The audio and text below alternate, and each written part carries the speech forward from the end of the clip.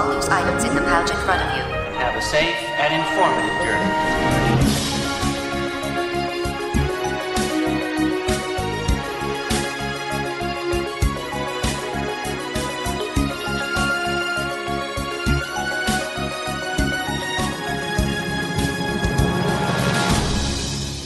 Hello, I'm Nathan Hartman, and this is Dreamfinders, a podcast about the creative culture of Disney theme parks. When J Daniel Jenkins was a kid, he would make sandcastles, but never play with them. It was the building part he liked best. That creative streak stayed with him when he visited Epcot on its first year of operation and wondered how in the world Spaceship Earth could have been put together.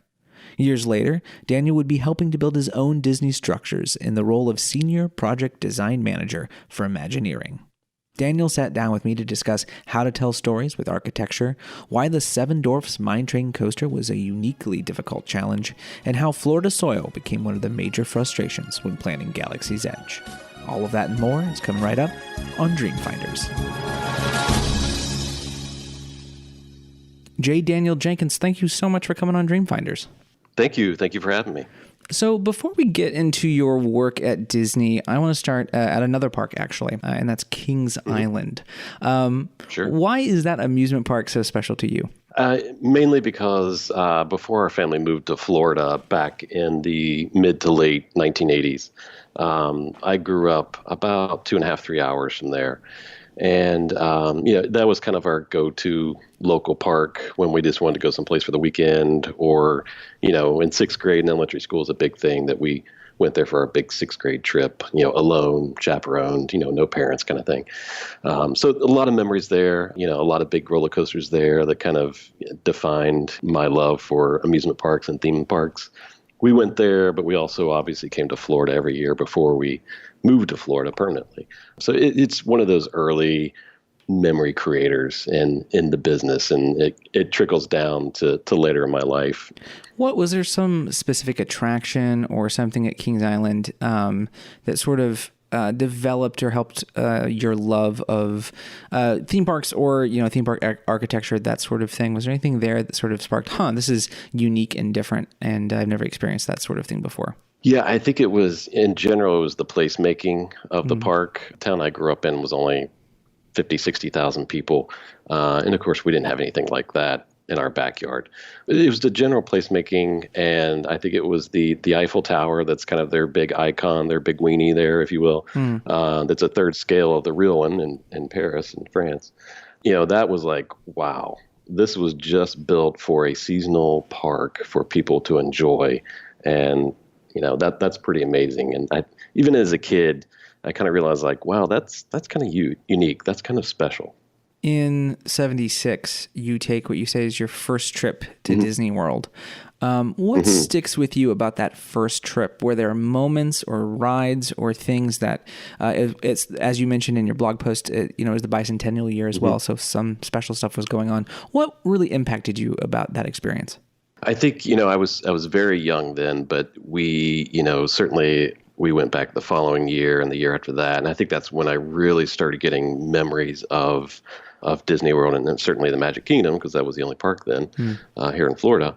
And, it was everything. I'm one of these weird people that remembers smells from my childhood, and that immediately sparks a memory. So I remember the smells of the buildings, the smells of the popcorn, the music, the background music, the street entertainment that was going on, the shows in front of the castle, and at that time, in some ways, the simplicity of the park. Obviously, the park's evolved quite a bit, but it was all of those little nuggets of details that as you're a kid, you're just like, oh yeah, whatever. But as you get older and you start to get into this business of theme park design and placemaking and guest experience design, you're like, oh wow, that is a nugget of information that I remember that I would love to translate into whatever it is I'm working on now. Well, I think what's interesting is you have this sort of contrasting dynamic a little bit. You have Kings Island and you have Disney World, and you sort of, throughout your childhood, it seems you get this opportunity to sort of weigh them next to each other a little bit. Was there an evolution for you about sort of understanding those differences between theme parks and amusement parks and sort of what place they have in that sort of creative workflow? What makes them different? Yeah, definitely. And I think, I think a lot of people interchange the two words a lot, and I think mistakenly they interchange the two words amusement and theme park. I wrote in a blog post a while back that every theme park is an amusement park, but every amusement park is not a theme park. And that gets into the level of detail and certainly the level of capital investment and money that's put into each attraction that you see the difference. I don't think it necessarily gets into the guest service. I would argue that the guest service at some amusement parks, not all, are on par or getting close to what they are at theme parks, kind of Class A theme parks, kind of the Universals, the Disneys. So I think it gets purely down to detail, the level of detail, what it takes, how much can we give the guests, how much is enough to get the story across that they're trying to tell for either each attraction or an entire park in general. And I think that's the big differentiator. What came first for you? Was it the love of theme parks or was it a love of architecture? I think the two somewhat played into each other at the same time. It's funny because when I was a kid and we used to come to the beach, and I'm talking like, single digits age here, when we'd go to the beach, I'd be the kid that would build this extravagant sandcastle, but would never actually play with it. And my parents would sit back, and they told me this only after like a few years ago, which is kind of funny. They kind of told me then, they're like, we knew that you were either going to be an engineer or an architect because you enjoyed building the sandcastle more than just playing with it. So I think starting there, that's kind of the beginning of it all, probably. But I believe it was both. I remember distinctly going to the Magic Kingdom and other theme parks, certainly Epcot when it opened. We were there the year it opened. And just walking in front of these incredible buildings and being like, how in the world did they do that? How was that built? Because that doesn't look like the grocery store down the street from where I grew up. So that's what sparked the interest in, even at age 9 and 10, researching and looking into, well, how did they build Space Mountain? How in the world did they design and build the Geosphere at Epcot? So it started then, and us going to theme parks every year certainly helped that desire to learn more about these facilities. I find it interesting that you mention being impacted by the fake Eiffel Tower at Kings Island. What other architecture that was outside, technically that was inside, but based on something outside, what architecture outside of the parks did you sort of look at and go, I didn't know you could do that? Yeah, I think certainly, even at a young age, I was looking into World's Fair, mainly back in like the 60s, a lot of the stuff that was going on back then. So a lot of World's Fair architecture, a lot of expo architecture, even architecture of well-known architects such as Buckminster Fuller. It's amazing as a kid, in between not watching the Dukes of Hazzard, I would look up architectural buildings and figure out how they were doing. So again, dating myself. But yeah, it was a lot of interesting pieces of architecture that were around the world that really started to influence me. And certainly the theme parks played into that a lot. So you end up going and getting your degree from Savannah College of Art and Design. And what I found interesting about this is it includes art history. How does history play a part in that creative process of architecture and design? It's a huge part. And I was actually probably like 2 classes away of having a minor in art history, but I didn't want to go one of the summer times, but I had to work in the summer. So the two are intertwined. So if you take pretty much any ism within history or within a culture, if you look at their artwork and you look at their architecture, in many cases, the two are intertwined, and the two are certainly tied to each other, and the two are tied to what was going on in their history during that time period. So they certainly go hand in hand, and certainly at SCAD, at Savannah College of Art and Design, art history is a huge base in which you build your major upon, regardless of what your major is. You literally start at the cave paintings of France 15,000 years ago, whatever it was, and start and go all the way up through Andy Warhol. And then in terms of architectural history and learning how to become an architect, you start at basic, almost post-caveman structures all the way up through Helmut Jahn and Norman Foster into today. So the two are certainly intertwined. How does knowing art history come into play, though, when you start designing things for theme parks? I mean, clearly, if you're making a building in Frontierland, that comes into play. But, that Right. sort of, how does knowing what has come before affect what you're currently working on in immersing audiences? Yeah, and it's a huge part because certainly at Disney, the level of expectations of the detailing at Disney, certainly from the guests and from the Imagineers and the other designers, is we want the best detailing that we can possibly get and enough detailing to tell the story that we're trying to tell. So, having an understanding of architectural styles and art history, how that plays into the detailing of the building and how that shapes the story is a huge starting point. So let's dive in a little bit into that theme park career. What led you to apply for Imagineering? You had been doing, you had done some internships, you had been working for an architecture firm, doing hospitals and all sorts of, things that are important. Why Imagineering? What sort of led you to that career choice? I knew fairly early on, even before I left high school, that one of my life goals was to become a Walt Disney Imagineer. I knew fairly early on through high school that architecture is what was my career choice and my career path. So I kind of knew pretty quickly that was a big goal of mine. And I also knew that it was extremely difficult to get into. So before I even graduated from college, I had talked to Human Resources and Imagineering and applied for some jobs and early internships then.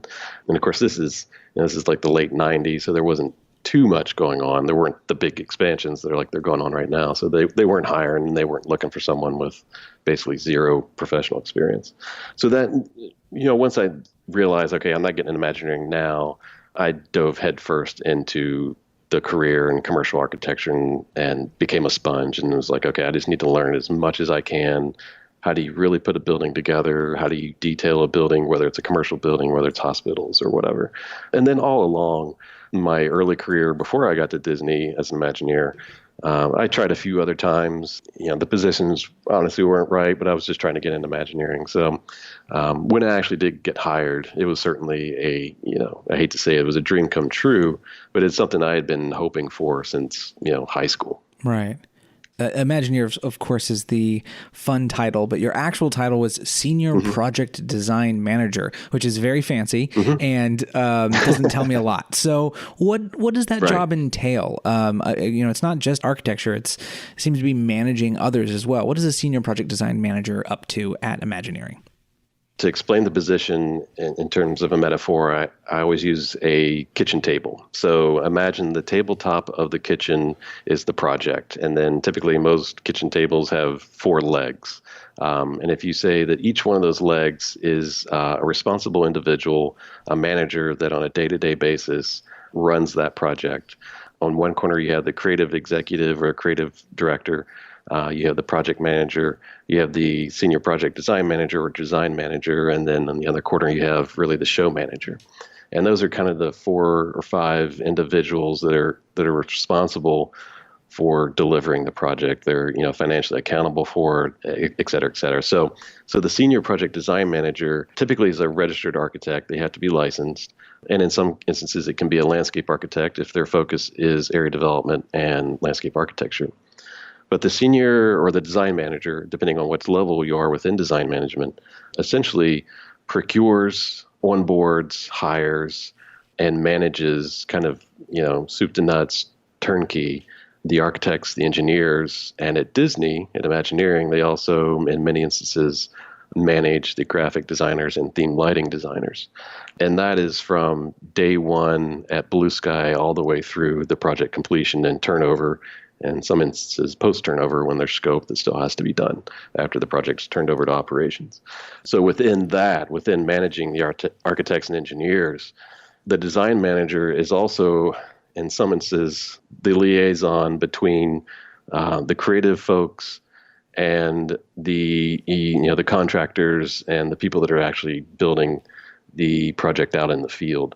So we kind of play that, that in-between role of translating a sketch on a napkin to, actually someone out in the field carving that whatever it is in, thin plaster or thin concrete or whatever the material it is. And design managers also get into many other things as well. So we deal with many of the legal side of things. So we deal with, a lot of the corporate lawyers at Disney. We had to deal with the building department, the fire marshals. And the other thing that I liked about the position was I didn't only deal with the architects and engineers, but I also got to work in tandem with the operations folks, with the engineering services folks, with, the food and beverage folks, with, the environmental folks.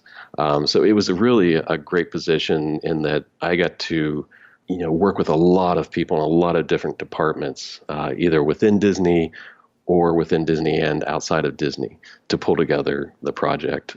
And it was amazing. It was pretty amazing to, one day you start, you're working on a detail on how to finish a certain piece of a building, and the next meeting you're going into and talking about environmental issues and how are you all going to legally pull off this project. So it was a broad range, and it's a position that allowed for a broad range of influence and exposure. So starting a job always comes with adjustment. And I imagine that working in Imagineering, there's even kind of a more unique adjustment period. How did, the Imagineering work environment differ from, say, a regular architecture firm? So it's the thing about Imagineering is you have all of the other issues that any commercial building has to deal with just to get it built and designed properly. At Imagineering or, just theme design in general, you have this entire other layer of show and story on top of that. So when I went to Imagineering, when I started Imagineering, I had been working professionally in the field for about 12 years. And I had a pretty good grasp of, how do you put buildings together? How do you detail buildings properly, et cetera, et cetera.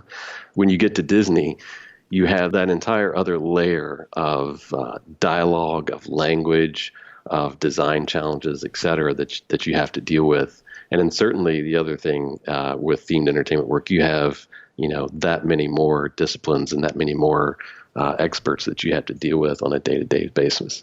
So it's, Imagineering says they have over 140 different design disciplines. And some of the larger projects, you're certainly working with easily probably 100 of those just to pull it together. So what sort of hurdles did you come up against when adjusting to the creative process or the workflow at Disney? Certainly the pace, a lot of commercial buildings, of course, every commercial client wants their building, done yesterday, even though you just started design. But, but certainly at Disney, schedule is king. Opening date is king. And in some instances that even trumps the budget, which is a controversial issue, but, so schedule is king. So, getting the project open on time and getting it done correctly is the primary goal. And certainly safety, of course, is the other goal, the safety of the guests and the cast members that have to run it. But that is certainly the transition that I had to deal with is the pace, just your day-to-day, your typical workday pace at Imagineering or even Universal, regardless who it is easily twice as involved as my hardest day in, we'll say, the real world architecture. So that was something, it was like training for a marathon, certainly. And, your work weeks are certainly easily twice as long.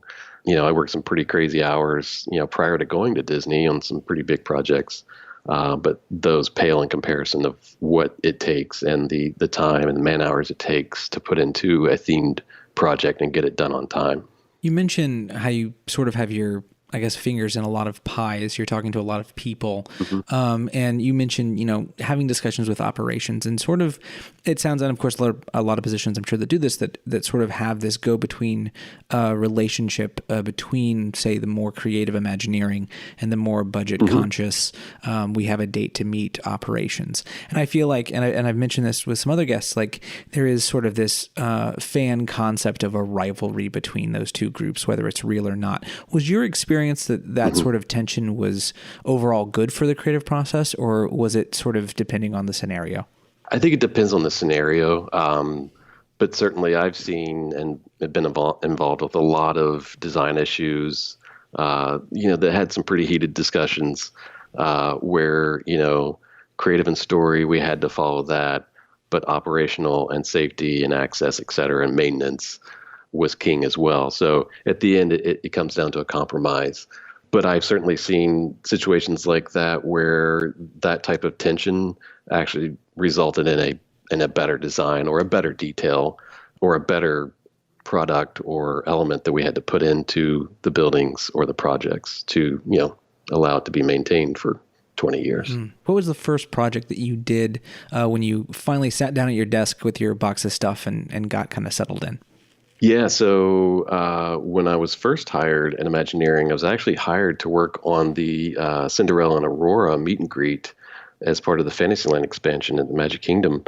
That project got shelved, as you probably remember. Mm-hmm. Tom Staggs said there's too many girl-centric projects in the Magic Kingdom expansion, and we need something for boys.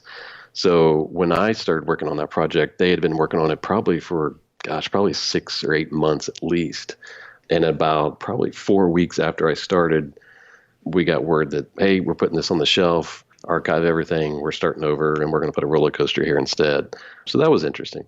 So because of that change, I transitioned over to the design manager role on Storybook Circus. And that was, kind of a mini land within a land, which was, used to be the Toontown Fair back in the day. Mm-hmm. And so I transitioned to that project. And the funny thing about that project was originally that project and the storyline of a Storybook Circus was going to be different. The circus theme was only going to be one portion of that mini land within the land, and there was going to be something else there. And about 6 or 8 months into that project design, they said, no, we're not going to do that. The whole thing's going to become a circus. So let's start over. But the end date's not changing. So getting back to the pace and the hours required, that's where that all factors in. So let's talk a little bit about Storybook Circus. You worked on the revamped Dumbo and Casey Jr., the water area. And then, of course, overlays on things like Barnstormer, which had already sort of been there in different forms. How does your design process change when you have to mix both, say, these older elements and newer elements, but everything has to come off as seemingly fresh for that whole area? What's that challenge like? So the first thing that we really do when we know that we're going to keep existing assets, or at least a portion of existing assets, the first thing that we really do, and that's falls under the design manager's role and duties, is we do a lot of condition surveys and code surveys of the existing buildings or the existing assets, or depending on what it is. So we essentially go in there, third shift, off hours, not during guest operational hours, and essentially do a massive laundry list of survey of the facility or the asset and see essentially what state is this asset in. So, for example, does the roof need to be replaced? Can the mechanical engineering and the mechanical system in the building support what we want to do to it in the future? A lot of things like that. And I won't bore you all with all that, but if there was a podcast to do that, though, and this is probably it. Yeah. Everyone here is very niche. They very much like that kind of stuff.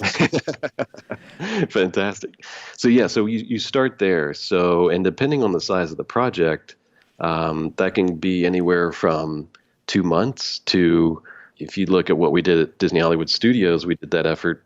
That effort was over a year long, just because of the scale of the expansion of the Hollywood Studios.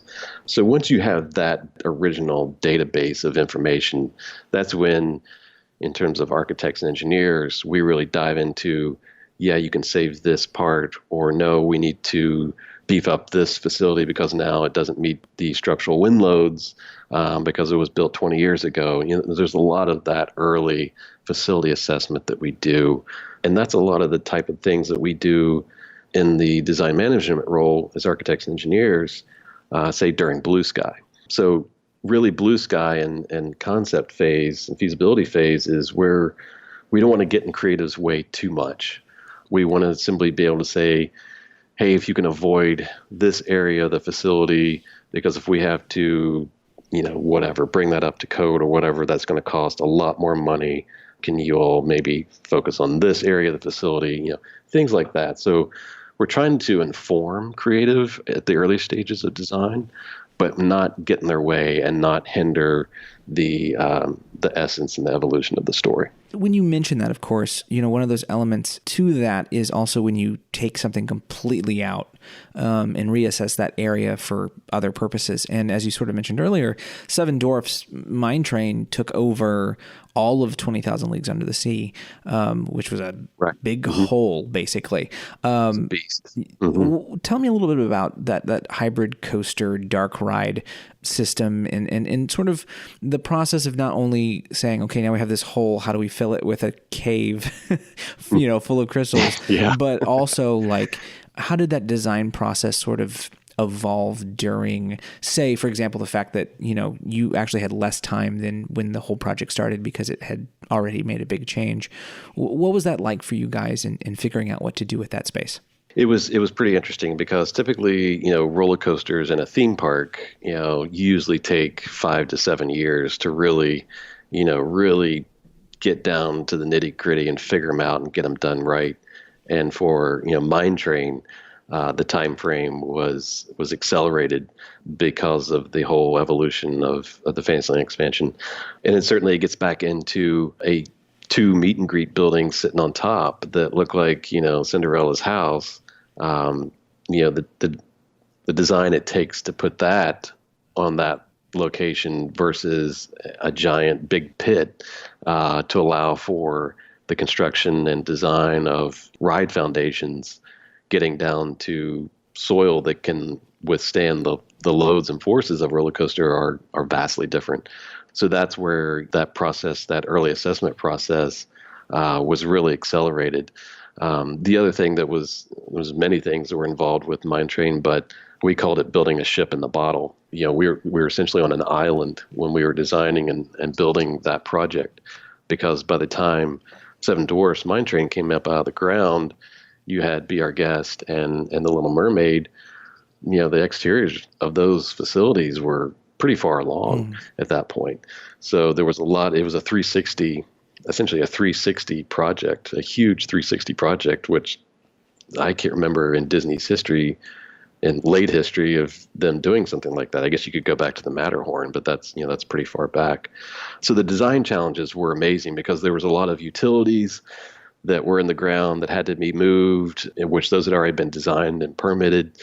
So you kind of had to go back to formula and kind of start that process, which usually takes a year and a half, and you're crunching it down into months at that point to figure out what's in the ground.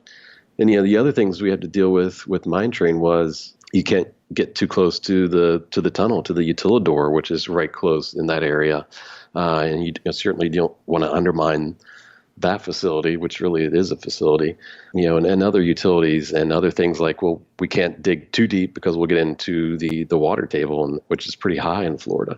So, and you have to get down deep enough to get those ride foundations down on solid soil. So it was pretty amazing. It was, that project was pretty involved, and I was brought over on that project after I finished up Storybook Circus. And at that point, we had 4 design managers on that project. We had one for the facility, we had one for the area development, which is the landscaping and the placemaking outside the facility. We had one who was focused mainly just on the cottage and the entry feature, and then there was me who was kind of just taking care of all sorts of other things that were involved with that project. You mentioned Florida's water table, and I find it sort of interesting because when you think about a great place to build like theme parks for year-round, California and Florida, perfect. For ground stuff and digging, both of those scenarios have their own issues. What is it like building in Florida, which seems to be different than any other place? Basically Disney said, we're going to get this swamp and we're going to not make it a swamp anymore. Now build a theme park. And we're going to build it, everyone's going to be on the second story of this, Magic Kingdom. What is the process of even considering what you can and can't do? It's hard enough to get permits in Florida to do just simple landscaping work, much less these extensive sort of processes. Right. Yeah. It's extremely involved, and kind of going back to the Hollywood Studios effort that I was on, that kind of year and a half of assessment of the park.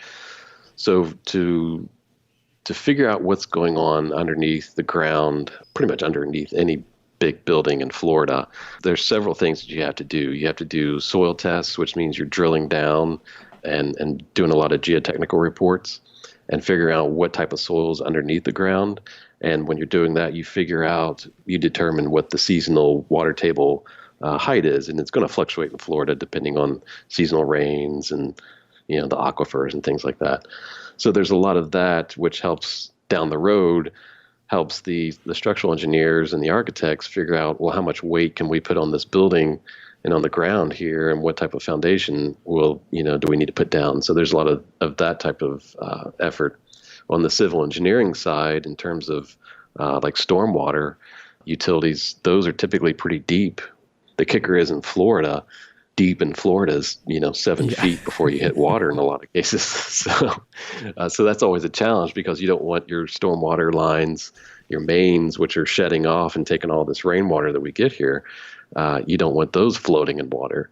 And then certainly when it gets to, like, say, electrical mains and feeds, you don't want your electrical mains, you don't want 64,000 volt electrical mains floating in water, and you don't want your fiber optic lines floating in water either. So it's a huge effort. There's a lot of drilling, a lot of borings, which will help determine that. There's a lot of we use a lot of ground penetrating radar.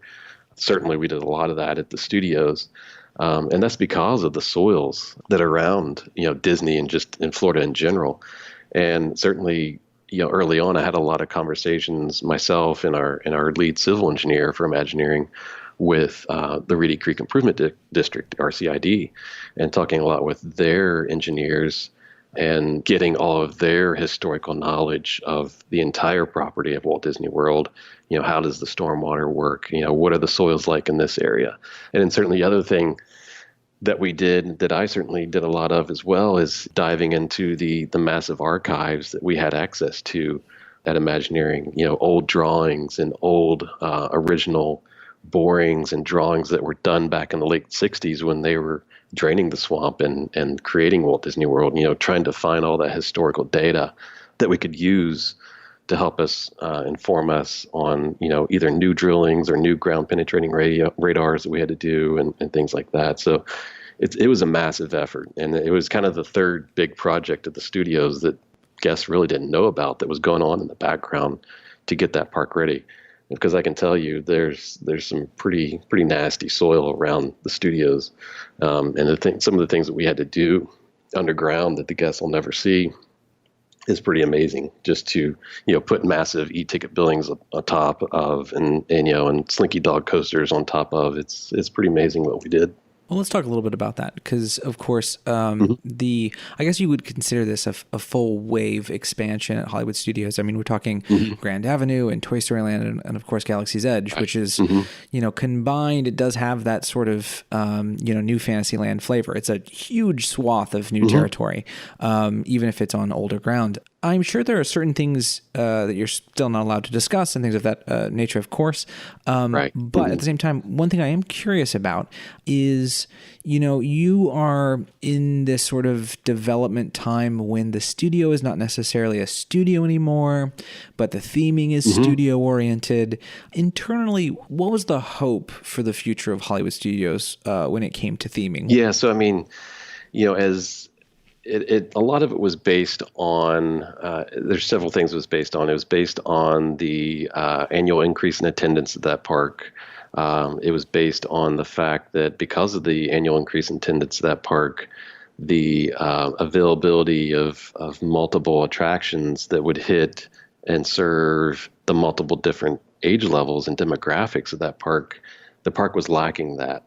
And it was also, the fact that, because of technology advancement, people pretty much already knew how movies were made. And, as we all know, movies, are not made in the way that they were back in, the late 80s and early 90s when that park was built. A lot of it's a lot more digitized and et cetera, et cetera. So that story of the creation of movies in old Hollywood, while the old Hollywood part is it's still there. The fact is that, we don't really need to tell the story about how movies are made. And it transitioned more into let's immerse the guests at a higher level, at a, Harry Potter type level of immersement and storytelling that this park has never seen. So if we're going to fix a lot of issues of we need more restaurants, we need more attractions, we need, more promenade space to move guests around, then let's not necessarily retell the story of the studios, but let's update the story of the studios and let's bring it into the 21st century. You mentioned two words there, which I believe has started the new Cold War of theme parks, which is Harry Potter, which I have no issue with this Cold War. I only win. But my question about that is when you were in Imagineering and this, I suppose, I'm trying to think of the time frame. This would have at least been Hogsmeade would have come out at about this point. Right. What was that sort of impact for the industry at large, and then also for you guys at Disney in going, oh, this is not something that we have seen before? Certainly, the internal conversations within the ranks of Disney and Imagineering, I would say it even started before Harry Potter. I would say that the Spider-Man attraction at Universal Studios was the big wake-up call. It was this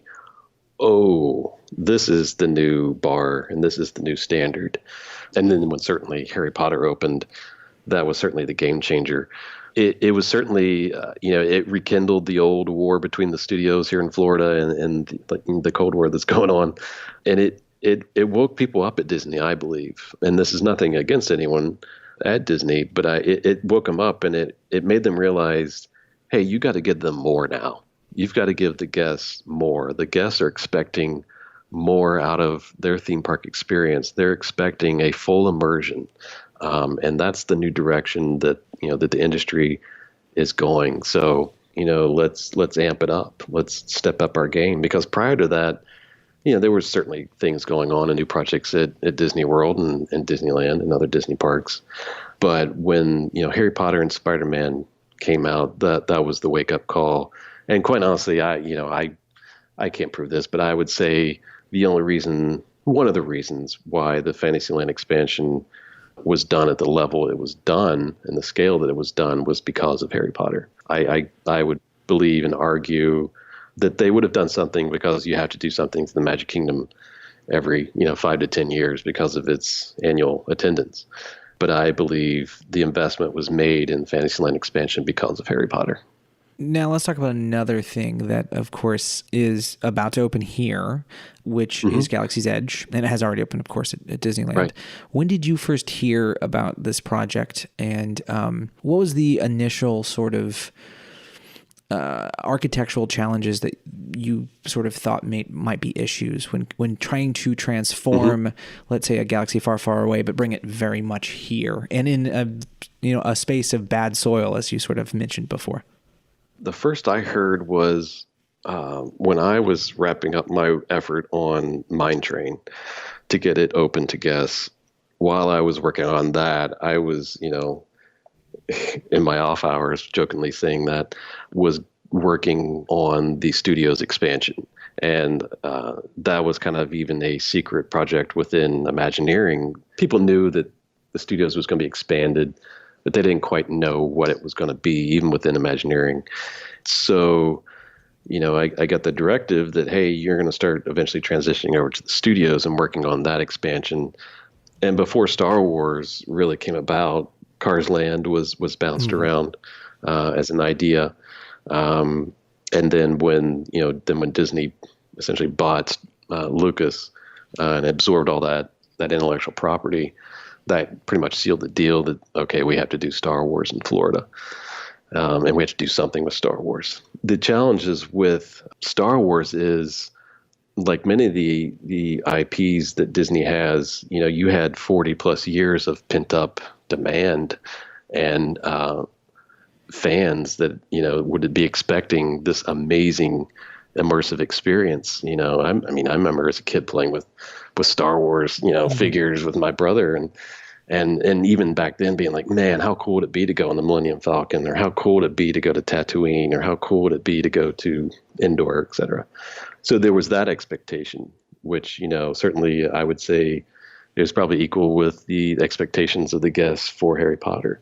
So you have those expectations. You have the physical limitations that we had to deal with of getting that park ready for such large expansions as Toy Story Land and Star Wars. And then on top of, the storyline, the original concepts for Star Wars Land was not going to be Batuu. It was going to be, either one or two other known planets within the Star Wars ecosphere, if you will, and storylines. So they had been working, and I'd been working on Star Wars Land and Toy Story Land simultaneously for about a year.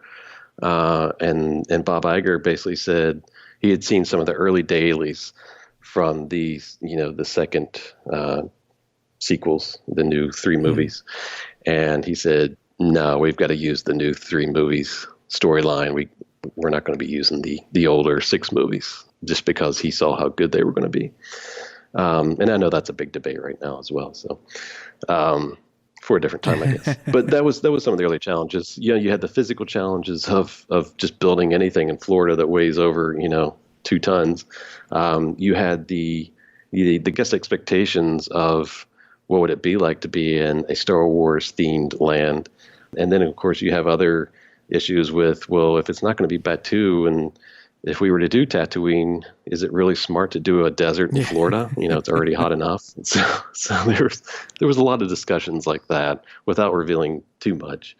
But yeah, do we really want to build a desert in Florida? Yeah, I don't remember it raining in Tatooine. Yeah, and there's not really a lot of landscaping and vegetation and shade, so it would be totally cool, but maybe that's not the best idea.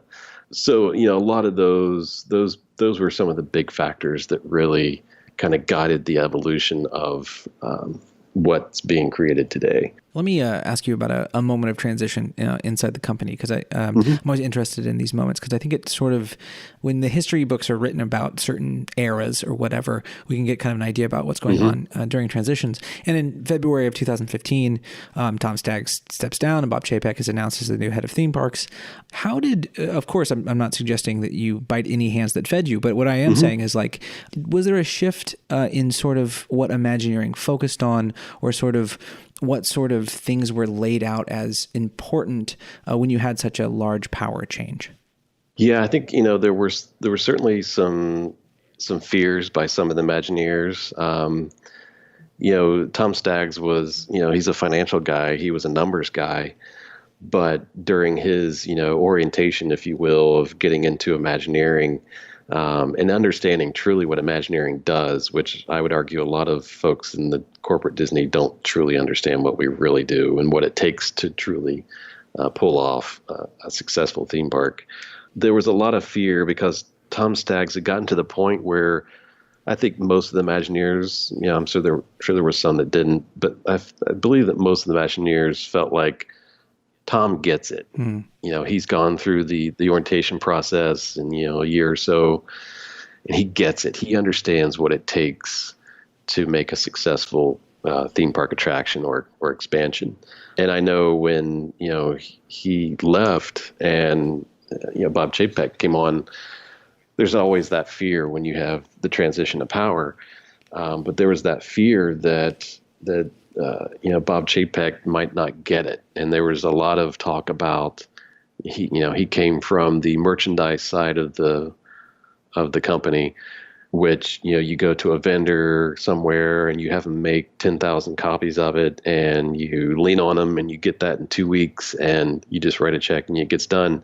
There was a lot of fear, in my personal opinion, within Imagineering, that he was going to try to turn Imagineering into just a factory that just pumps out rides and tries to get things to market too fast, and that the quality of the story and the detailing would begin to wane or lag. And with the competition that's out there now with the Universals and other theme parks around the world, Disney's been on top, and to let that go, there was a lot of fear that would begin to happen. So one of the last things on your CV from that time at Disney, of course, is the new Guardians of the Galaxy roller coaster. And I am 100% sure that you cannot tell me anything about that. But what I am curious about is the challenge of retrofitting such a large building. The Universe of Energy building, of course, by all accounts, was the queue and pre-show area because there's this massive building behind it that's going to house the rest of it.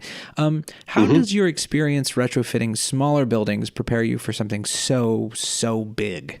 Amazingly, the process is pretty much the same. So it gets into that assessment phase of the facility.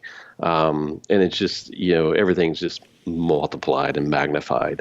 And as always with any building, whether it's Disney or just a commercial building out here in the real world, you're going to find issues that were unknown to anyone. And, you have to, document those. And, obviously those originally aren't captured in the original budget. Of course, the original budget didn't capture, for example, that we have to completely rip out the fire alarm system and bring it up to code, which is, can get upwards of $500,000+ or more. So there's always those conversations, which are fun. But the process is pretty much the same. It's just you would have to allow more time to assess the facility, and then allow more time for that information gathering period, so that you have a good understanding of what you're really getting into. And certainly as a design manager, if you're out there at 3 a.m. in the morning with your electrical engineer who's doing a survey on the building, and he says, there's no way we can, put this new awesome thing in here. We're going to have to upgrade the power. We're going to bring in 3 more transformers, at whatever, $1 million a piece or whatever, and then I have to go back and say, hey, by the way, this isn't captured in the budget, but this is what it's going to take. So then that starts a whole line of conversation. So the process is the same. It's just the outcome of what could potentially be there is just different. So if I don't ask this question, I'll probably get slaughtered by my listeners. So I'll give it a try, and you can answer it if you want. Which is, many, of course, take issue with this massive big box look that Guardians now sort of has in the sightlines of Epcot. Were there ever plans to actually theme that building's exterior, or was it just never part of the initial concept? I personally think it's, for a paint job, it looks good. I sometimes don't even notice it because it kind of melds into the skyline. But I can understand people's sort of like there's the ball, there's these beautiful buildings, and then here's this sort of big old box. Was there concepts or thoughts about doing more?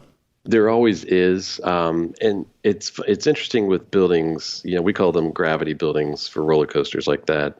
It's kind of the same issue and the same scenario that happened at the studios when they built Rock and Roller Coaster.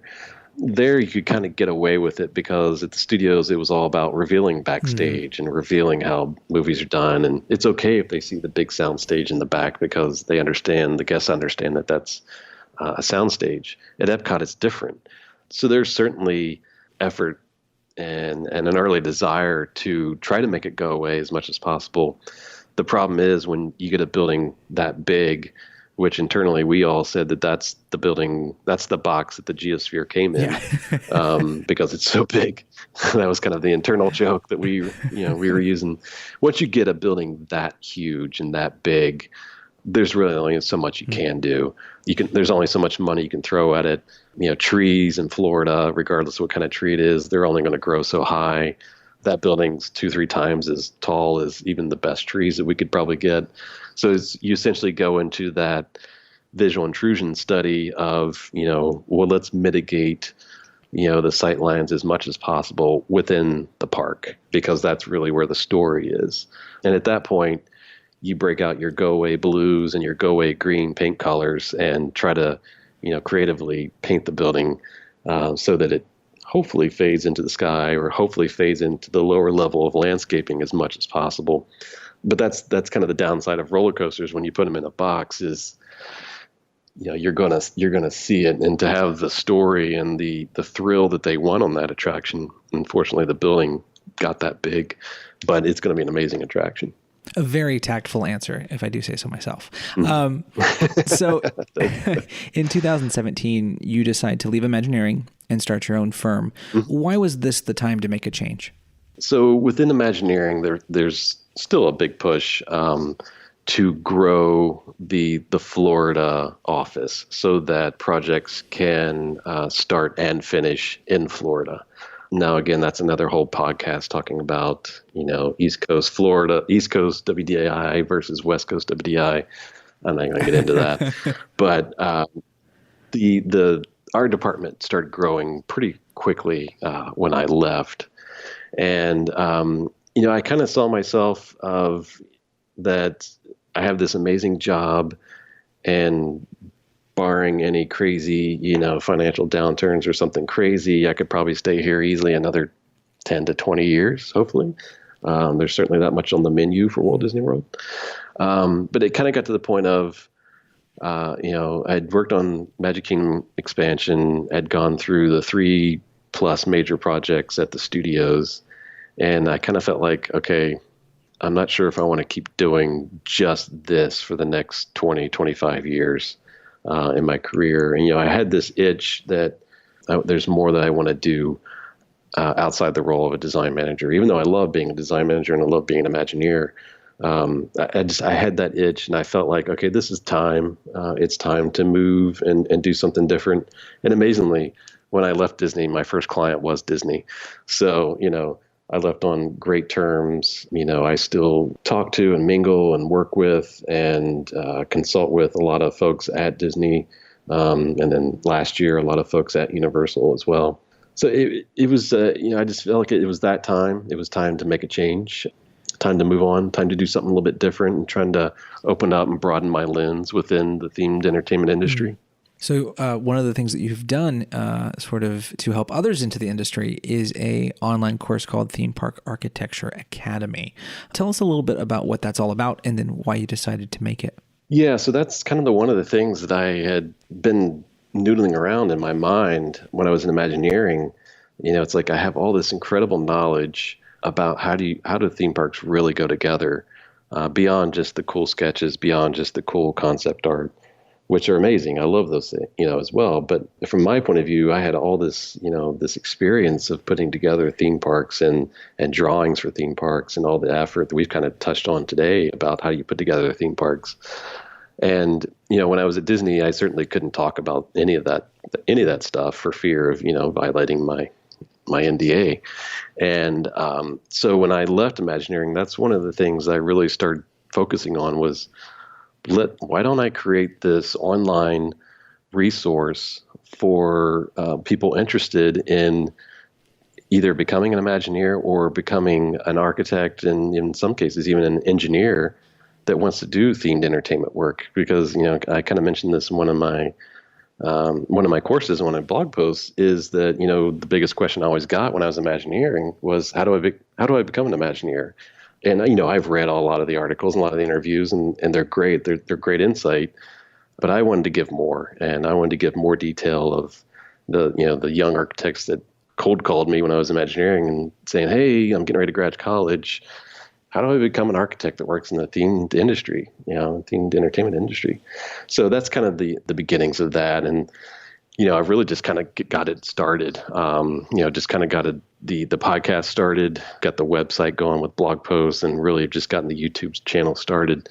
There's a lot of, topics I want to touch on beyond just the creative aspect, which is amazing, which I love myself. But there's a lot of the nuts and bolts details and information behind how you really put theme parks and how you put attractions together that I wanted to get out there, because I haven't really seen much of that. A lot of it's more the creative side of things. So that's where it really started. So finishing up here, I'm sure there are listeners that are, it could be in high school, maybe even older, who kind of are like, okay, what are 2 or 3 things I could just do now to prep me for a future in theme park architecture or theme park design? What are your suggestions beyond, of course, taking your online courses? Certainly, yeah. So I would say, one of the phrases I've kind of realized and come up with is know a lot about something and a little bit about everything.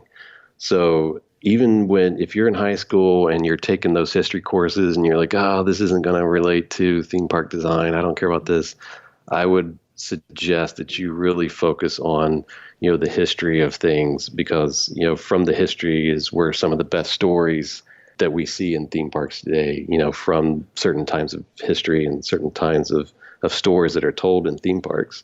A lot of that comes from, different points in history and different cultures. So I would say, focus a lot on the history. And it's regardless of whether or not you're going to be a graphic designer or an architect or an engineer or what role you might want to get into in theme park design. I would say focus on that quite a bit. I would say, really think about what is it you want to bring to Imagineering or theme entertainment architecture firms or engineering firms or Universal or whoever it is that creates these amazing places. What is it that you as the individual are truly interested in, and that passion, within that passion, what can you bring to these companies that create these amazing things? Figure that out. And once you figure that out, I believe that, the college major and the degrees and the experience will just roll right into that. All of those will work with each other. But I think once you figure out what your true passion is, like for me, it was how did these buildings go together? How in the world did they do the geosphere? How did they do Space Mountain? How in the world was that done? And that's kind of what started my journey at an early age. So I would say start there. Well, J Daniel Jenkins, thank you so much for coming on and talking with me. Thank you for having me. It's been great talking. And that's it for this episode of Dreamfinders. Thanks so much to J Daniel Jenkins for talking with me. You can learn all about his Theme Park Architecture Academy, podcast, and blog at themeparkarchitect.com. Our podcast artwork is provided by J.P. Tanner. Find his other work at tanwoodcreative.com. This podcast is distributed by WDW News Today, the worldwide leader in Disney Parks news. Read all we have to offer at WDWNT.com. Dreamfinders is hosted and produced by yours truly, Nathan Hartman, who you can follow on Twitter at SomeStuffISaid. Tell your friends about the show, and please give us a rating and review on Apple Podcasts. And thanks so much to those who have. Also, if you or someone else you know would make a great guest on this program, feel free to email us at dreamfinders@wdwnt.com. I'm Nathan Hartman, and remember, if we can dream it, then we can do it.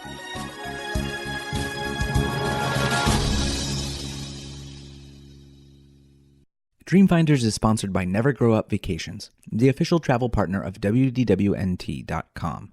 Never Grow Up Vacations specializes in trips to Disney destinations around the world, so be like us and never grow up. Head over to nevergrowupvacations.com to book your next trip today.